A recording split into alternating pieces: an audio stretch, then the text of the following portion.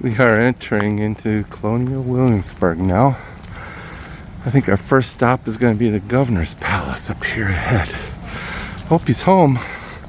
I sure could use a pint of ale or something from him. Alright, here we are right outside the governor's palace.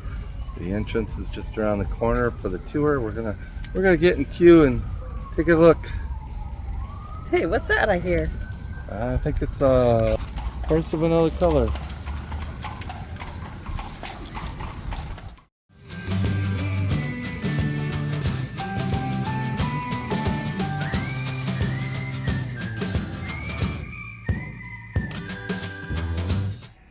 Now, in the middle of the Revolutionary War, Governor Jefferson and others packed up and left the palace empty in 1780 to move to Virginia's new capital city of Richmond for safety reasons during the war. So, the center building at the palace was repurposed as a hospital for soldiers hurt in a nearby battle. And a few months after that, the building was destroyed by fire in late 1781. We still don't really understand what was happening, but one thing we know is that the rest of the town was not destroyed when the palace was. So Williamsburg just continued being a small town. And eventually, it looked like many small American towns looked by the late 1920s. There was a large number of military weapons that belonged to Virginia, not the governors themselves, on the walls in beautiful design.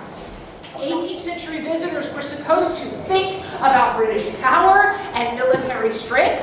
They were supposed to feel some kind of emotion, but was that emotion fear or pride?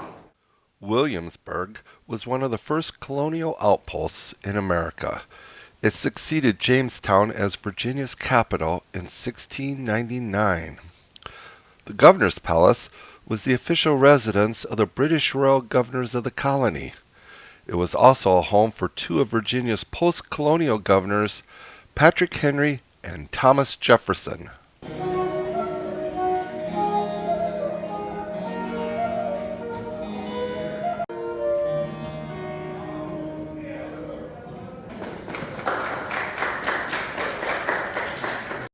Summertime, and summertime means that the windows are open, the air is humid, and the insects and dust can stick to the painting in the humid weather. So you cover them in the summer, you remove the coverings in the winter. Here's the pantry.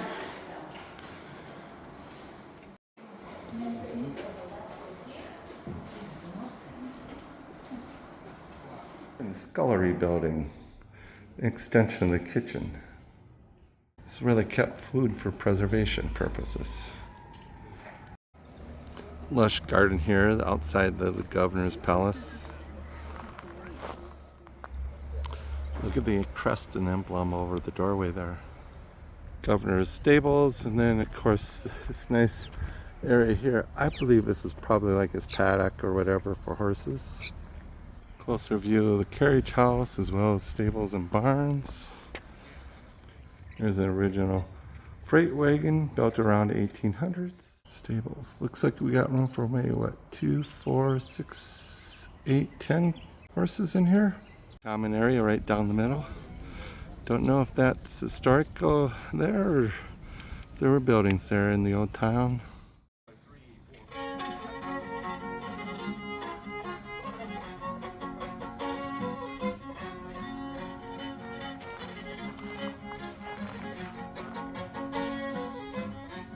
On July 25, 1776, the Declaration of Independence was read at Williamsburg and was received with applause under discharge of cannon and firing of small arms with illuminations in the evening.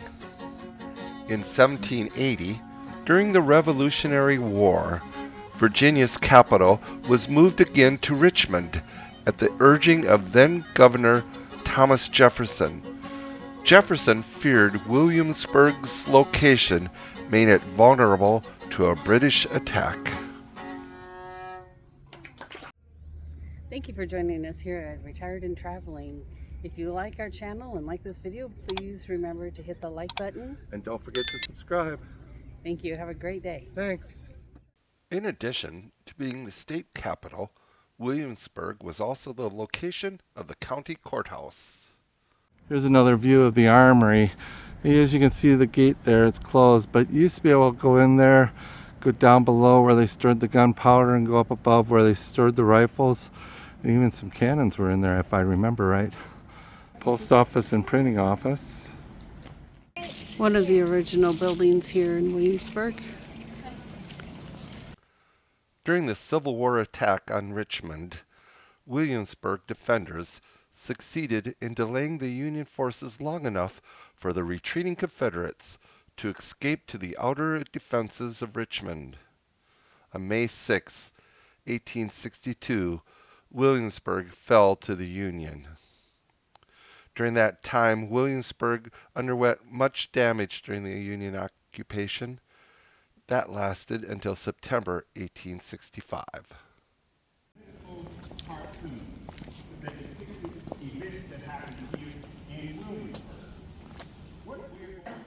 Our also known as our 18th century iron technology. Yeah, and it's got like these coils on their inside, which basically acts like how they have them. Mr. Prentice, finally, so good to have you come outdoors. The committee demands your attention. I thought this was a matter of import. Forgive me, sir, I have actual business to attend to within company block is packed. Do not let him pass but lay no hands upon him. Fellows, stand aside.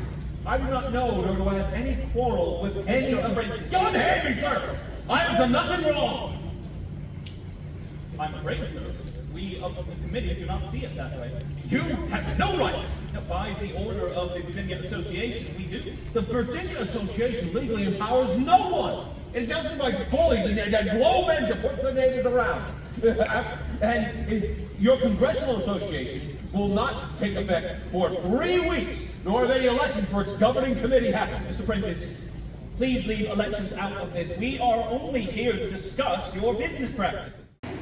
Okay, we stopped here at the King's Arms for a little bit of a nosh to have for lunch. And we'll have a little meal, and we'll show some pictures of it here in a little bit. I've got myself a brown ale, and I think Leanne's got, what you got there? Cheers. I got a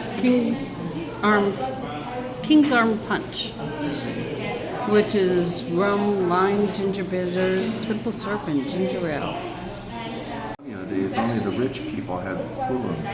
Common folks were given pieces of bread like this that they would dip into their soup and eat it this way.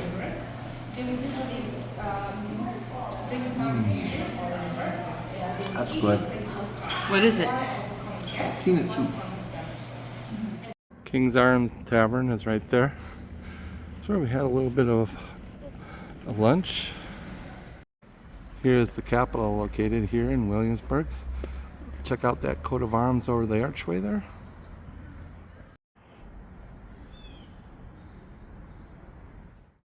The Governor's Council met here. They also acted as the colony's highest court. We're now in the upper chamber. I believe this is where the governor met. Here we are at the committee room.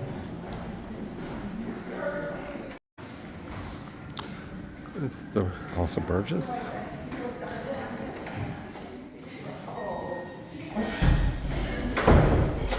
All right, this is the public jail. Blackbeard's pirates were kept here in 1718.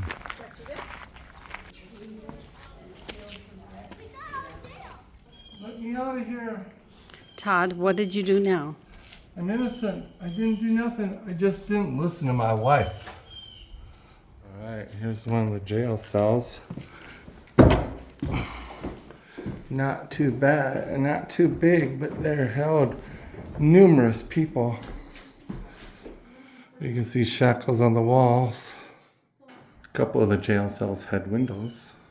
The jail had a home attached to it where the families of the jailers would stay. Here we are at the apothecary.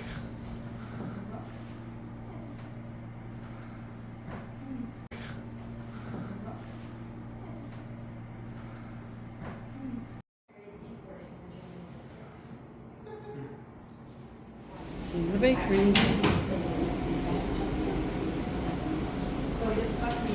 what must have been. Into the early 20th century, Williamsburg remained a sleepy small town. Combined efforts restored much of downtown Williamsburg and developed the historic Williamsburg area. Today, it is one of the world's largest living history museums. All right, we stopped and chatted with people. Now it seems like we're some of the last people here at the park. Subscribe to see our next episode as we head west, right into Hurricane Helene. I'm not sure where we are. Here we go.